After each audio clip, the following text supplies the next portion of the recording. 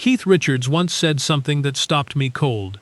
Someone asked him, late in life, not about the music or the fame or the sold-out stadiums, they asked him who he had loved the most. And instead of answering straight away, he paused. Because some questions deserve more than a quick reply. He's spent decades watching other people try to define his life. Books, documentaries, endless theories.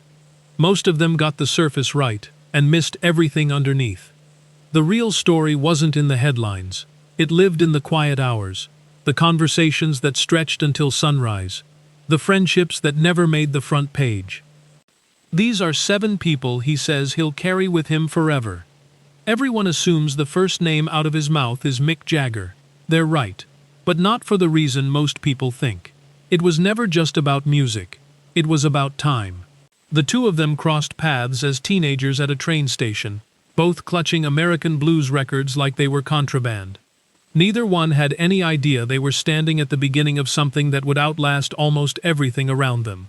6 decades of arguments, laughter, exhaustion, and loyalty. Keith has said what the Rolling Stones really gave him wasn't fame. It was a brother he never knew he needed. Then there's Charlie Watts. If Mick was the fire, Charlie was the foundation. Steady, understated, and completely at ease with who he was. He never played to impress anyone. He played for the song. Keith admits he didn't fully understand that discipline when he was younger. He does now. When Charlie passed, something shifted that couldn't be replaced. You feel it in the pauses, in the silence before the music starts. Graham Parsons came into Keith's life briefly, but changed the way he listened. Together, they'd spend hours dissecting old country records, not to copy them, but to understand their honesty. Graham believed music didn't need to perform, it just needed to tell the truth. That idea found its way into everything that followed. Chuck Berry never needed an introduction. Keith had already worn out his records before they ever met. He describes standing near Chuck and thinking, this is where it all began. The riffs, the attitude, the blueprint an entire generation built on.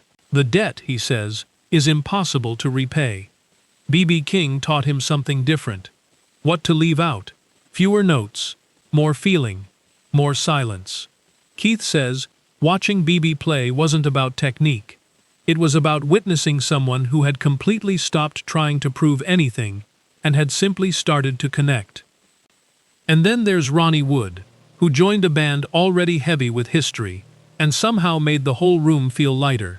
No ego, no agenda, just a guitar player who knew when to step forward and when to hold back. Keith says their guitars have always felt more like a conversation than a competition. These aren't just musicians Keith Richards admired. They're the people who shaped what he became. The ones who showed up, who pushed him, who sat beside him in the quiet moments when nobody was watching. If this kind of storytelling resonates with you, hit like and subscribe. There's plenty more where this came from.